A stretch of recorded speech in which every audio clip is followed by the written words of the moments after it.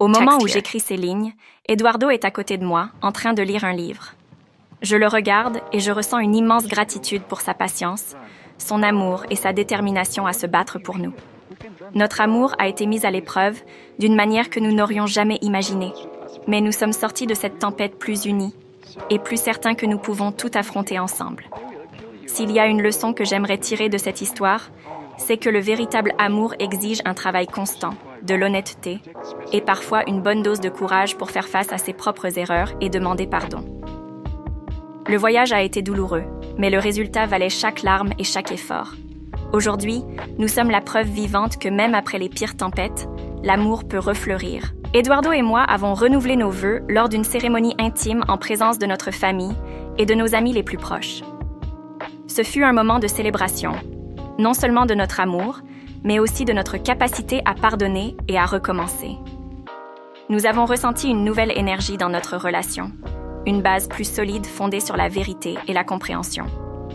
Nous avons poursuivi la thérapie, non pas parce que nous étions encore blessés, mais parce que nous avions compris l'importance de maintenir une communication ouverte et saine. Nous nous sommes fixés de nouveaux objectifs et de nouveaux rêves, comme voyager dans des endroits où nous avions toujours voulu aller et éventuellement fonder une famille. La trahison m'a appris la valeur de l'honnêteté et l'importance de faire face aux problèmes sans chercher d'exutoire destructeur. Notre mariage est désormais un espace sûr où nous pouvons être vulnérables. L'un des moments les plus significatifs a été celui où Eduardo m'a emmené à l'endroit où nous nous sommes rencontrés pour la première fois. Il m'a dit qu'il voulait créer de nouveaux souvenirs, resignifier notre passé pour renforcer notre avenir.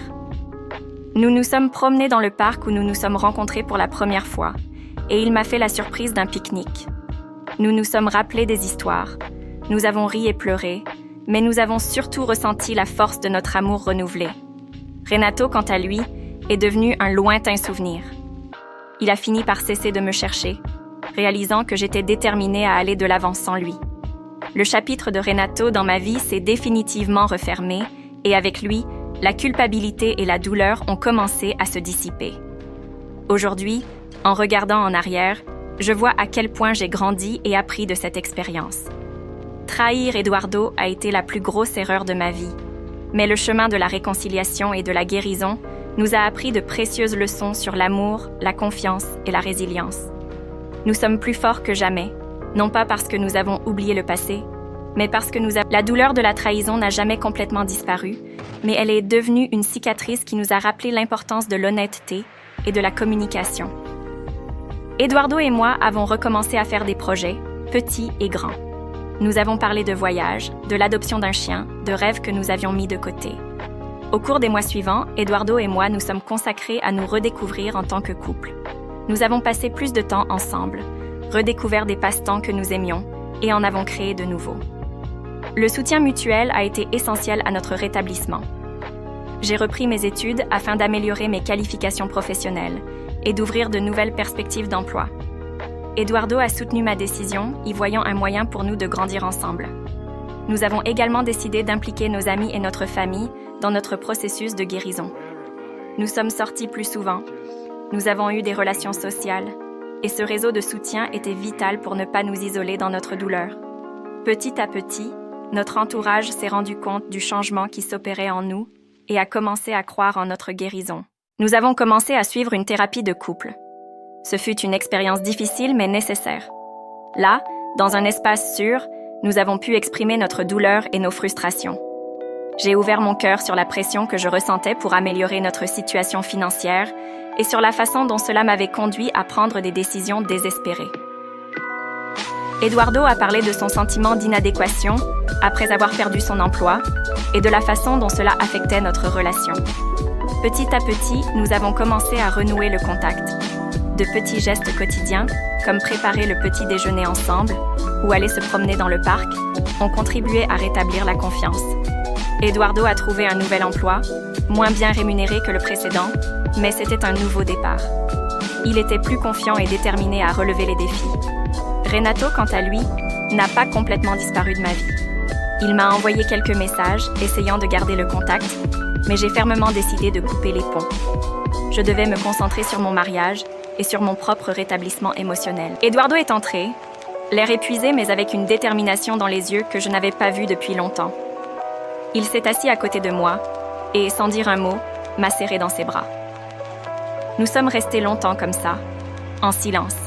Mais à ce moment-là, j'ai su que, d'une manière ou d'une autre, il y aurait un moyen de revenir. Eduardo m'a parlé de son propre combat pour comprendre et pardonner.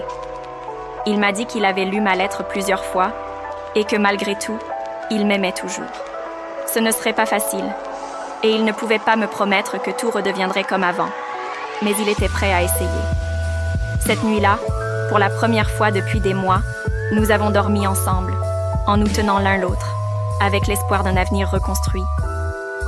La décision de reconstruire notre mariage n'a pas été facile à prendre. Eduardo et moi savions qu'il faudrait du temps pour guérir les profondes blessures laissées par la trahison. Au début, notre communication était empreinte de prudence. Nous mesurions chaque mot et le lendemain, j'ai démissionné de mon travail. J'ai rencontré Renato dans son bureau et je lui ai expliqué que je n'en pouvais plus. Il a essayé de me convaincre du contraire, en me disant que nous pourrions tout affronter ensemble. Mais je savais que ce n'était pas juste pour lui et pour moi. Je lui ai dit au revoir en le serrant fort dans mes bras, avec un mélange de tristesse et de soulagement. De retour à ma vie solitaire, je me suis concentrée sur la reconstruction de la confiance que j'avais perdue. J'ai écrit une lettre à Eduardo, lui expliquant à nouveau tout, exprimant mon profond regret et mon espoir qu'un jour, il me pardonne. J'ai glissé la lettre sous la porte de son appartement, sachant que c'était ma dernière chance.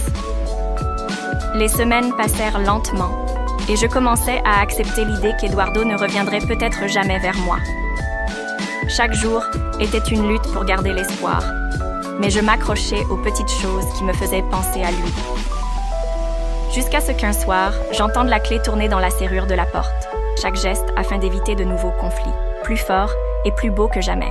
Lors d'une soirée particulièrement solitaire, j'ai décidé d'aller chez les parents d'Eduardo. J'avais besoin de le voir, d'essayer de m'expliquer à nouveau, de le supplier de me donner une seconde chance. Quand je suis arrivée, sa mère m'a accueillie avec une expression de compassion et de tristesse. « Sofia, il est blessé, très blessé.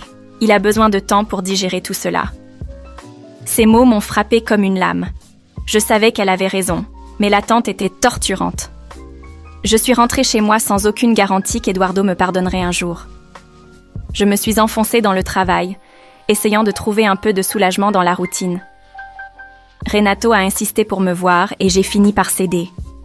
Nous sommes allés dîner dans un restaurant discret et il a essayé de me réconforter en me disant que tout irait bien, que je devais aller de l'avant avec lui. Mais chacun de ces mots me rappelait la destruction que j'avais causée. C'est alors, au cours de ce dîner, que j'ai réalisé quelque chose que je ne m'étais jamais avoué. Même si je ressentais une attirance intense pour Renato, mon cœur appartenait à Eduardo. Renato était une fuite, une illusion de bonheur, tandis qu'Eduardo était ma réalité, mon véritable amour. Et c'est cette prise de conscience qui m'a finalement donné la force de prendre une décision définitive. Eduardo m'a écoutée en silence et lorsque j'ai eu terminé, il s'est levé et a quitté la maison. Je ne savais pas s'il reviendrait, si notre mariage avait encore une chance de survivre. Seule dans le salon, je sentais le poids de la culpabilité m'écraser la poitrine. J'avais trahi l'homme que j'aimais et la vérité éclatait enfin au grand jour. Les jours qui ont suivi ont été les plus solitaires et les plus angoissants de ma vie. Eduardo n'est pas rentré à la maison ce soir-là, ni les nuits suivantes. J'étais seule, hantée par l'écho de mes propres décisions. Chaque recoin de notre maison semblait imprégné des souvenirs de notre amour, désormais entaché de trahison. J'ai essayé d'appeler Eduardo à plusieurs reprises, mais il ne répondait pas. La douleur de son absence était insupportable et je me sentais au bord du gouffre. Renato a également essayé de me contacter, inquiet de mon silence soudain, mais je n'ai pas réussi à le joindre. Pour la première fois depuis longtemps, je me suis rendu compte du mal que j'avais fait. Un après-midi, après une réunion particulièrement tendue avec Renato, je suis rentrée chez moi plus tôt que d'habitude. En arrivant, j'ai trouvé Eduardo assis sur le canapé, une enveloppe à la main. Il me regarda avec une expression mêlant tristesse et détermination. « Sofia, il faut qu'on parle », a-t-il dit, et mon cœur s'est effondré. Je me suis assise à côté de lui, incapable d'échapper à la vérité qui allait enfin être révélée. Eduardo a ouvert l'enveloppe et en a sorti une série de photos. Il s'agissait de photos de moi et de Renato à différentes dates. J'ai eu la nausée. Eduardo savait tout. Pourquoi, Sofia? Qu'est-ce que j'ai fait de mal? La douleur dans sa voix était insupportable. J'ai commencé à pleurer, à essayer d'expliquer, mais les mots sortaient décousus. Je lui ai parlé de nos difficultés financières, de mon sentiment d'impuissance et de désespoir. Je lui ai parlé de Renato, de la façon dont il avait été un exutoire, une soupape de décharge pour ma douleur. Mais rien de ce que je disais ne semblait justifier ce que j'avais fait. Les premiers jours ont été difficiles. Eduardo était distant, et je sentais la barrière invisible que ma trahison avait dressée entre nous. Mais peu à peu, nous avons commencé à nous détendre. Nous avons parcouru les sentiers en nous remémorant les moments heureux, et la connexion que je croyais perdue a commencé à se rétablir. Le dernier soir, Eduardo a préparé un dîner spécial. Assis à la lumière des bougies, il a finalement rompu le silence. « Sofia, j'ai l'impression de te perdre. Je ne sais pas ce qui se passe, mais je veux que tu saches que je t'aime plus que tout. » Ces mots m'ont détruite. Je ne pouvais plus lui mentir, mais la vérité était un fardeau que je ne savais pas comment partager. De retour à la routine, la pression pour prendre une décision finale devint insupportable. Renato était impatient, il exigeait une réponse. Eduardo, quant à lui, était plus attentif, essayant désespérément de sauver notre mariage. J'étais prise au piège dans un labyrinthe d'émotions, incapable de trouver une issue qui ne soit pas douloureuse. Les jours suivants ont été marqués par l'anxiété. J'étais constamment en état d'alerte, attendant qu'Eduardo me confronte à ses soupçons. Mais il restait silencieux, ce qui ne faisait qu'accroître ma nervosité. À la maison, nos conversations étaient superficielles, évitant soigneusement tout sujet pouvant mener à la vérité. Ma relation avec Renato restait intense. Il semblait plus amoureux que jamais, et son insistance pour que je quitte Eduardo augmentait. J'avais l'impression d'être tirée dans deux directions opposées, chacune pleine de promesses et de dangers. Renato m'offrait une vie de confort et de passion, mais quitter Eduardo signifiait abandonner un homme que j'aimais encore profondément. Un week-end, Eduardo a proposé que nous partions un moment, juste tous les deux, pour essayer de raviver notre relation. J'ai accepté, espérant que cette pause m'aiderait à me changer les idées. Nous sommes allés dans une petite maison d'hôtes dans les collines, un endroit que nous avions l'habitude de visiter dans les premières années de notre mariage. Nous avons dîné dans un restaurant confortable et la conversation a été légère et détendue. Pour la première fois depuis des mois, je me suis sentie revivre, riant et discutant de choses insignifiantes. Après le dîner, Renato m'a raccompagnée chez moi. Au moment de nous dire au revoir, il s'est penché sur moi et m'a embrassée. C'était un baiser inattendu, qui m'a prise par surprise, mais qui a réveillé en moi quelque chose que je croyais endormi. Dans les jours qui ont suivi, j'ai essayé de garder mes distances, mais il était impossible d'ignorer l'alchimie qui régnait entre nous. Renato était attentif, affectueux et me faisait sentir désirée. J'étais prise entre deux mondes, l'amour que je ressentais pour Eduardo et la passion irrésistible que Renato suscitait en moi. Ma relation avec Renato a évolué rapidement. Nos rencontres sont devenues plus fréquentes et plus intenses. Pendant la journée, j'étais son assistante efficace et dévouée. L'après-midi, je devenais son amante passionnée. Et le soir, je rentrais chez Eduardo avec un sentiment de culpabilité écrasant, mais aussi avec un étrange sentiment de puissance et d'autonomie que je n'avais jamais ressenti auparavant. Au fil des semaines, la proximité entre Renato et moi n'a fait que croître. Je dépendais de plus en plus de son attention et de ses conseils. C'était un homme d'expérience qui semblait avoir une solution à chacun de mes problèmes. L'augmentation de salaire qu'il m'a accordée a permis d'alléger la pression financière, mais cela n'a pas suffi à tout résoudre. Eduardo a continué à essayer, mais la frustration était évidente. Il a commencé à s'éloigner, plongé dans un silence douloureux. J'ai essayé de le réconforter, mais mes mots sonnaient creux et mon propre espoir s'évanouissait. C'est au cours d'une de ces soirées, après une longue journée de travail, que Renato m'a invitée à dîner. J'ai d'abord refusé, me sentant coupable à l'idée d'être avec un autre homme alors qu'Eduardo était à la maison, plongé dans le désespoir. Mais Renato a insisté, disant que j'avais besoin d'un moment de détente, d'oublier mes problèmes. Contre mon gré, j'ai accepté. Je voulais désespérément aider, mais je ne savais pas comment. C'est à ce moment de désespoir que mon patron, Renato, est entré en scène. Renato était un homme charismatique et séduisant qui était toujours gentil avec moi. Il a remarqué mon inquiétude croissante et m'a appelé un jour dans son bureau pour discuter. « Sophia, tu vas bien ?» m'a-t-il demandé, avec une réelle inquiétude dans les yeux. Et là, dans ce moment de faiblesse, je me suis effondrée. Je lui ai parlé de nos problèmes financiers, du désespoir d'Eduardo et de ma propre peur.